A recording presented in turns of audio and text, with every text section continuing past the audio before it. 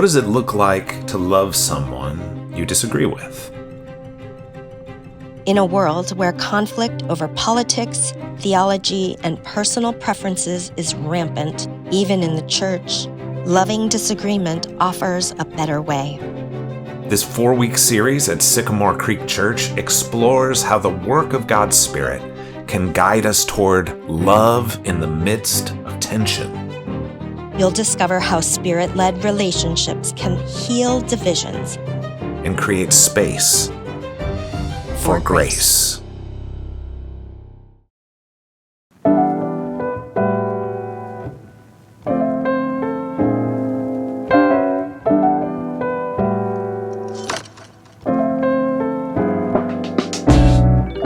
Gretchen, sometimes I lose my patience. I went on a road trip this summer with a couple of friends. It was a long drive. We were in the car for hours and hours, miles and miles on the highway. And one thing that would get my blood pressure raising was when I'm driving on the highway in the fast lane and I get stuck behind someone who's going like 3 or 4 miles over the speed limit, or like the speed limit. And I'm just like, what are you doing? Why are you in the fast lane? It doesn't make any sense to me. Just get over and let us pass. I don't really actively interact with them. I might yell at them from the comfort of my car, but I'm not gonna make any gestures. We did have someone who zoomed ahead of us, slammed on the brake, and then flipped us off a couple of times. That's not my MO. But I do have to sometimes be careful about what I say when my kids are in the car. Yep. Do you have anything like that where you lose your patience, or are you like a saint or something? Oh, I'm not a saint. I definitely lose my patience sometimes, and I'm a little bit embarrassed to admit it, but I lose my patience waiting for people to text me back. So usually after 10 minutes in my head, I'm thinking, why aren't you texting me back? But I would never say that. So really, it's an inside thought. Yes, in a few hours maybe, I will text the person and say, did you get my text message? But really, I'm freaking out. Now, I want to make sure people know that I'm not calling them out. Right. If there's somebody that is slow to text me back, this is me confessing that that's when I lose my patience. Right. But it was especially challenging for me when I didn't have a working vehicle, because I had to find a ride to work every day and I had to find a ride to church. And so if somebody didn't text me back, I was worried that I wouldn't have a ride. And that could get really challenging and very frustrating. And, I always have my phone on me. Don't other people always have their phone with them? I think probably all of us struggle with losing our patience at some time or another. Like when you're trying to get out the door, maybe you're getting a group of friends out the door, maybe you're getting your kids out the door in the morning for school, and you're counting down the clock. Okay, we've got this reservation, we've got this thing we've got to be at. Why aren't you moving? Yes. Why aren't you moving? Or this could be if you're in school and you've diligently turned your assignments in on time and your teacher is not grading them and getting back to you. Now, as the spouse of a school teacher, a high school teacher, I feel obligated to say that teachers are under a lot of stress and often have to grade papers on their own time. And they work hard. But also, I do remember being a student and being really frustrated, waiting to see what I got, waiting to see where my grade landed. Matt Michalatos, he's the author or co-author of the book Loving Disagreement, and he says this about patience. I couldn't help but notice that the opposite of patience, is not so much impatience as it is anger. Ooh. And I think that's really compelling. My lack of patience often shows up as anger, as frustration, irritability, annoyance. So we're going to stop here and give people a chance to reflect on this idea. Now, I want to say very clearly not to use this as a chance to complain about the people who are in your life. Keep it anonymous. But here's our first question for discussion. What are some times that your patience is tested? Turn to someone around you, or if you're joining us online, you can put it in the chat.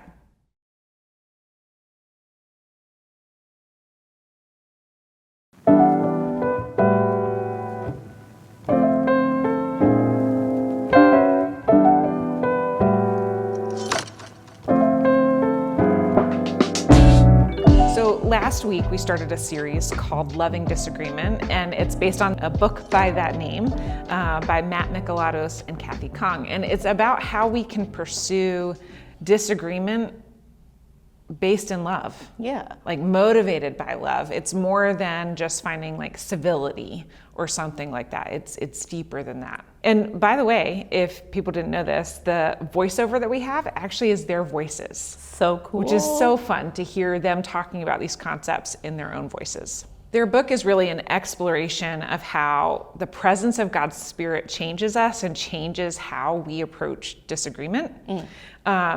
And the Apostle Paul talks about this in a letter to the church in Galatia, how like the fruit of the Spirit, the product, what happens when God's Spirit is with us. This is what he says. But the fruit of the Spirit is love, joy, peace, forbearance, kindness, goodness, faithfulness, gentleness, and self-control. And of course, another word for forbearance is patience. Against such things, there's no law. Since we live by the Spirit, let us keep in step with the Spirit. So in this series, we're exploring 4 of these fruit. And if people are interested in exploring the rest of them or the whole book, they can sign up for a small group. We've got all kinds of small groups happening based on this book this semester. Yeah, for sure. So in the book, the authors kind of talk to each other and they refer to each other by their first name. So we're going to adopt that as we're talking today. So Matt writes in the book, followers of Jesus are called to something more impressive than simple politeness. We're called to things like love, patience, kindness, faithfulness. But how can we possibly be kind in the midst of these horrific disagreements? How can we move past anger and hatred and find peace and love? That's what this book is about. So that's what the book is about. That's what this series is about. We believe that now more than ever, we need tools to disagree in a way that's motivated by love. It's sort of more than disagreeing in loving ways. It's like the whole disagreement, like everything in it is motivated by love. And is shaped by patience and faithfulness and gentleness. And so that's what we're talking about in this series. And this series is part of a series of series that we've been doing based in the Sermon on the Mount, where for over a year, all of our series have been inspired by topics in the Sermon on the Mount. In Jesus' sermon, this is what he says. Do not judge so that you may not be judged. For the judgment you give will be the judgment you get. And the measure you give will be the measure you get. So we're taking these words and we're applying them to loving disagreement. Last week we began with a message on love and war. And in this week we are going to be talking about patience. I'm sure everybody has been waiting for this message, you know? I think that the authors probably took turns writing the chapters. And so Kathy took the lead on writing this chapter. So people will notice that we're quoting Kathy more often than Matt. Sure. So first we sort of have to establish what patience means. And to help us get at what it doesn't mean, I want to reference this meme. Maybe you've seen something like this. In this picture, Jesus is holding a giant teddy bear behind his back, and a little girl is holding a small teddy bear. And Jesus is like trying to convince her to give him her small teddy bear. And the idea is if you just obey or if you just hold out, you'll get the bigger, better thing. I don't like this. I don't think this is not how like real life works. This is not taking into account all kinds of other factors that might go into this. This idea is really kind of transactional. Like if you do the right thing, you'll get something better. And like I said, it's just not promised that way. Kathy actually responds to this idea in this way. She says, when one bears patience as the fruit of the Spirit, there is no guaranteed outcome. Patience in a much broader context is a willingness and ability to sit and endure without acting out, to be long-suffering without complaint, and to refrain from retaliation when provoked.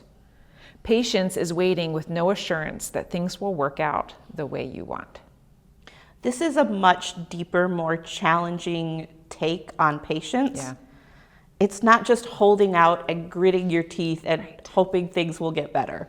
It's accepting that things may never change. I think that maybe a story that we could look to about patience is the story of the bleeding woman in Luke's account of Jesus' ministry and life. Yeah.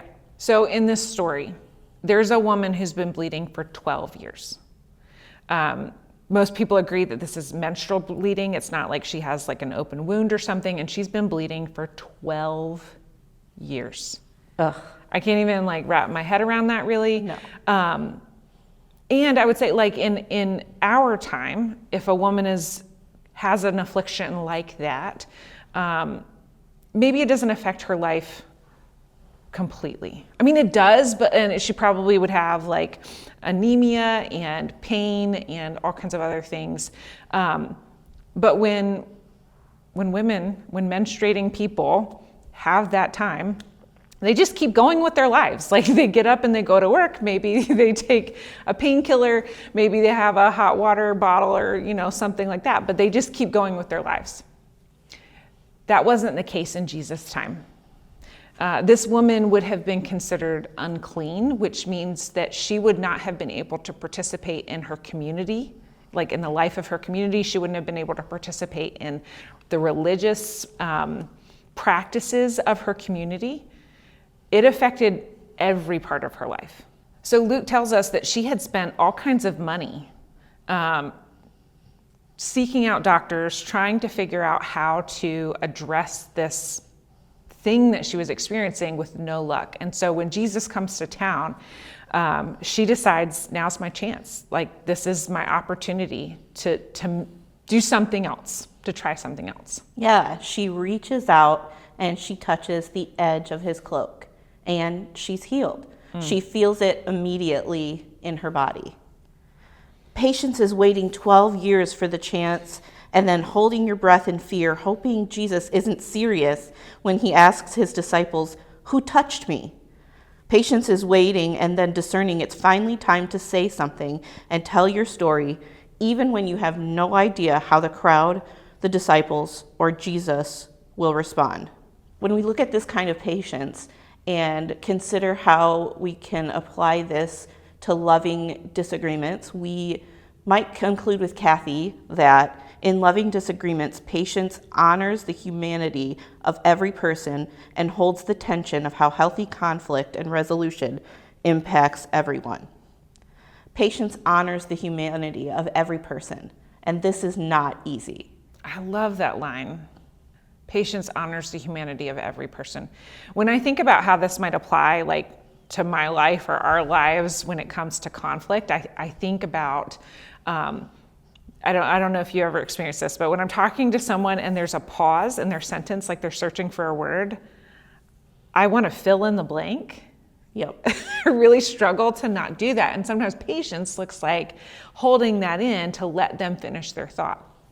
And in conflict, that can look like me listening to respond instead of listening to understand. Like I'm anticipating what I think they're going to say, and then I'm scripting my response. And it can take longer to really listen and understand what they're saying, but that honors their humanity in a way that I think is important. A couple of years ago at Sycamore Creek, we had a workshop with resetting the table. And it was just like a 2-part workshop. It was really powerful. And one of the skills that we practiced was listening to another person and then trying to repeat back in our words what they said. And the goal was that if you were telling me something and I repeated it back to you, that you would say, "That's it. You got it. It's a bullseye." Yeah. And we use that idea of the bullseye. This has been so like, it's sort of been integrated into some of our language, like among the pastors. Like recently, Pastor Tom and I were having a conversation and working through some stuff. And I described what I thought he might be experiencing. He's like, "That's it. It's a bullseye." And we hadn't even like talked about this message yet. Like this hadn't come up, but that's just become part of how we think about conflict being done well. Yeah. And loving disagreement is when you can listen to someone to understand what they are saying. All right, so we have another question for discussion. So we're going to pause here. Here's our question. What makes patience in disagreement difficult for you? Have you ever experienced a person getting a bullseye of your perspective? So turn to someone around you. If you're joining us online, you can put it in the chat. Let's take a minute to talk about it.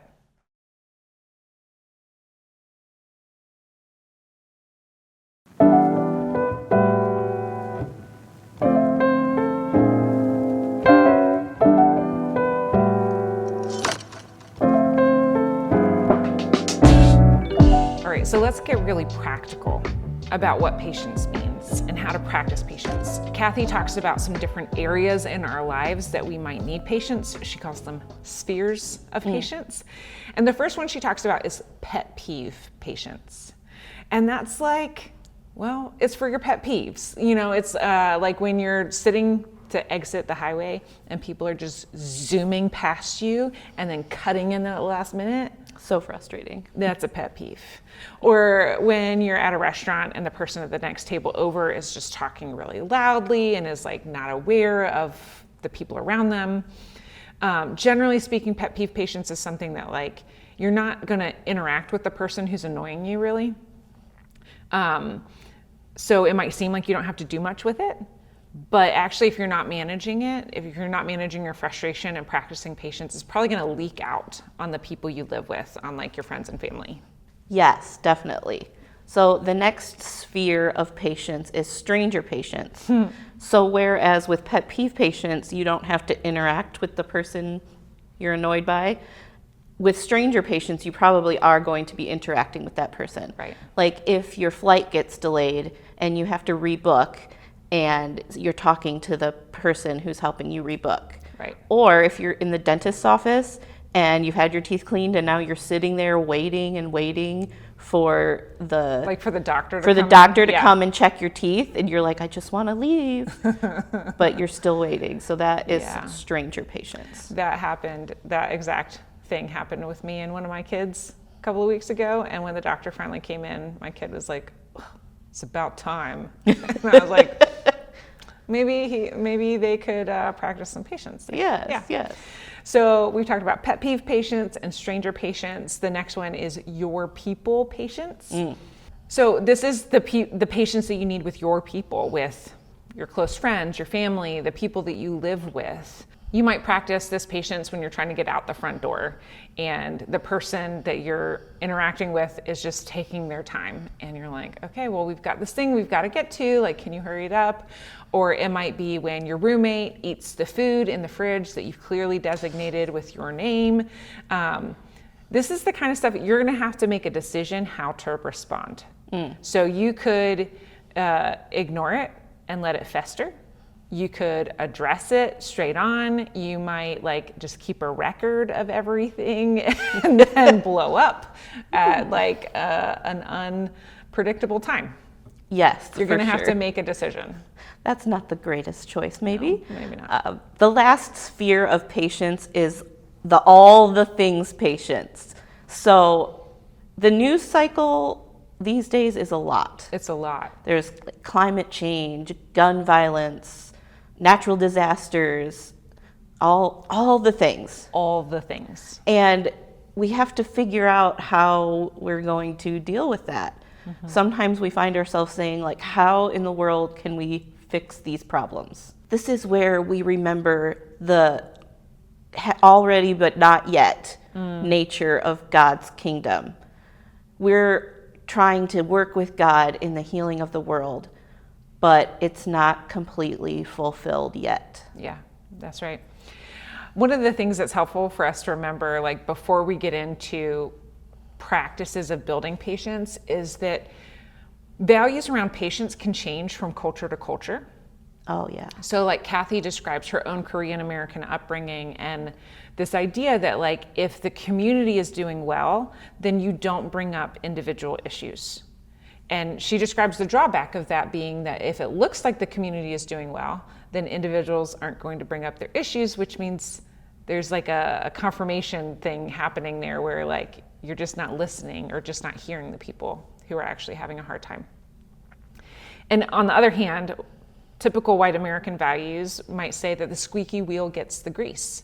So like the more you speak up, the more likely you are to have your needs addressed. And you can imagine how those two different kinds of approaches to frustration, to conflict, to disagreement might come in conflict with each other. They might not understand each other very well. So we need to like build some awareness of that, and at least be aware that those differences might exist. And while it is important, I mean, I've just explained why it's important for us to be aware of it. On the flip side, Kathy says, we have to recognize that not every expectation of patience is valid. Opposing or conflicting values cannot be considered a matter of opinion when the dignity or safety of another human being is at stake. So when people are waiting for justice, when people are experiencing abuse or violence, those kinds of things, that's not the time that we urge people to patience. That's the time that we look for active support. How can we resource that person? Yeah, definitely. And so now I think we should talk about how we build our patience. Okay. Think about a skill that you've developed. Like I like to crochet. Mm-hmm. So I wasn't good at it right away. I had to practice and practice, and as I went, it got a little better. My mom actually crocheted as well, but she wouldn't teach me how. I didn't always understand, but she said, I'm not a teacher. So I had to learn myself, and I would practice and get better and better until I could do it without really thinking about it. Yeah. Patience is something we have to practice. Sometimes we're not going to get it quite right, but if we practice, then we will get better at it. You know, some people say that if you pray for patience, then God is probably going to give you an opportunity to practice patience. Subtext. Yes. Don't pray for patience. Exactly, exactly. But patience is something that we can build. Yeah. So we're going to talk about a few steps that we can take to build our patience. The first step to building patience that we're going to talk about is cultivating curiosity, compassion, and creativity. Mm-hmm. Those might sound familiar. There are values at Sycamore Creek. So Kathy did not write about this in the chapter of the book, but we thought these were important things that we could use to build our patience. Mm-hmm. So we can be curious, we can ask questions, we can wonder about, like, why is this thing happening that's frustrating me and testing my patience? Right. And then we can be creative in how we respond. Mm-hmm. And then, as we talked about earlier, we can be compassionate because everybody has humanity in them. And so we can respect somebody's humanity and honor their humanity by having compassion for them. Yeah. Another way that we can practice patience and build that muscle is to create spaces of silence. Yeah. Like, a lot of patience really boils down to just being present in the moment and not trying to rush to the next thing. And sometimes we can frustrate that in ourselves when we're constantly filling the background with noise, with music, with the television, with something else. I do that. I do that sometimes too. But that is like teaching our brains to just go to the next thing. And so when we can cultivate spaces of silence, then it can help us to slow down and practice patience. So we're actually going to do that at the end of this segment. We're going to practice patience together. And sometimes people like to have a little heads up about that. So I wanted to let people know that's coming. Yeah, for sure. So the third way that you can build patience is to create spaces of waiting. Mm-hmm. Sometimes in the church, we practice waiting by preparing for different holidays. So there's the time that leads up to Christmas, and we sometimes call that Advent. Yep. And then there's also a time that leads up to Easter, and we call that Lent. Sometimes during Advent, people might light a candle and remember what it was like for the early believers to wait for the birth of Jesus, to wait for this Savior to come and save them. Yeah, it reminds us that we're not alone in our waiting. As individuals, we might practice waiting by using a prayer journal. Mm-hmm. So write down the prayers that you are praying each day, and then you can go back later and look through the prayer journal, and that's a way of helping you to see the way that God has moved in each situation. Maybe he answered the prayer the way you wanted, maybe he didn't, but that's a way to build your patience. Yeah. A fourth way that we can build patience and practice this is to create space to do the deep work. For a lot of us, one of the biggest barriers, or a large barrier to patience is our knee-jerk reactions that might come as a result of maybe wounds from our childhood or anxiety or depression or other things like that. Like when I'm not settled in who I am as a human, I am way more likely to snap at my kids or to snap at other people. And so it's just important for us to create space to do that deep work of addressing those deeper things. Kathy says, patience requires knowing what activates our knee-jerk reactions and why we respond the way we do, especially when our behavior is unloving and unkind. For a lot of us, maybe most or all of us, a key way that this happens is in therapy, like with a professional mental health person. At Sycamore Creek, we have a list of people that we know of that we would recommend to people. So that's great. You can scan that QR code and check that out for sure. And the thing is that sometimes people might not understand what we're trying to do. Oh yeah. So they might look at us and think, like, why aren't you getting more frustrated? Why aren't you getting more angry? And that can be frustrating for us because we want them to see that we're trying to make a different choice. Yeah. And it kind of reminds me of what you said earlier that Matt said in the book. Mm-hmm. He said, I couldn't help but notice that the opposite of this is not so much impatience as it is anger. I think that's so profound. What would it look like if we weren't sitting on the sidelines, like encouraging people to be angry, but actually we were cheering people on as they're working to build their patience? What would it look like if we were practicing patience together? Well, I think on an individual and on a community level, this is going to look like sometimes de-escalation. It can look like taking a beat, like take a minute when you're faced with something and respond thoughtfully instead of reacting on impulse. This looks like creating space for meaningful conversation instead of just ramping things up. And that's the kind of person I want to be in conflict. That's the kind of community I want us to build around conflict. Really specifically, I'd love for everyone who's listening in or watching this to engage one or two of these practices maybe this week, and think about how they might integrate practices of building patience in their own lives. Maybe that would be scheduling an appointment with a therapist. Good thing to do. Yeah, maybe it's taking a nap this afternoon. Maybe it's pulling out a journal or getting a new journal and beginning a practice of writing your prayers down. But right now, I want to invite us to take some time for silence. So what I like to say is for people to get into sort of a comfortable seated position typically. And I like to sit with my feet flat on the ground. I might have my hands open in a posture of receiving. Some people might like to put their hand on their chest. It's a way of calming your nervous system. And if it feels safe to folks, you can close your eyes, or you might just gaze softly at the ground. This could be a space for you just literally to sit in silence. No pressure on what you do, no expectation on what this will look like. It could be a chance for you to talk to God and express your impatience or your frustration about something. It could be a chance just for you to listen to what God might be speaking to you today. So we're gonna have a 2-minute timer. We're gonna have some quiet. And then toward the end, like when there's like 5 or 10 seconds left, we're gonna fade in the music so that people aren't startled. And then we'll say the Lord's Prayer together after that. Sounds good. All right, so here we go.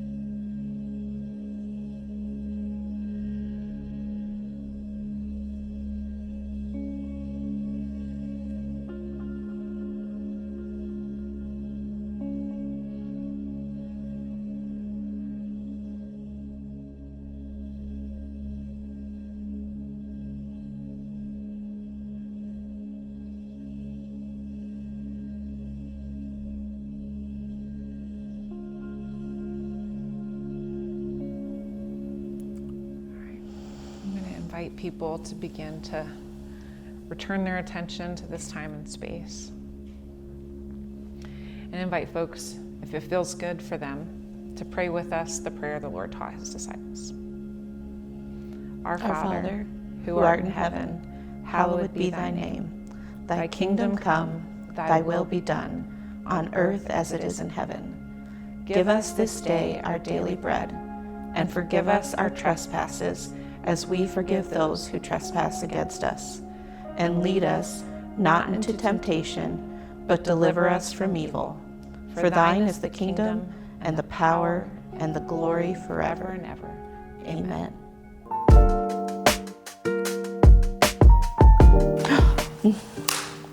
Do I do this one too?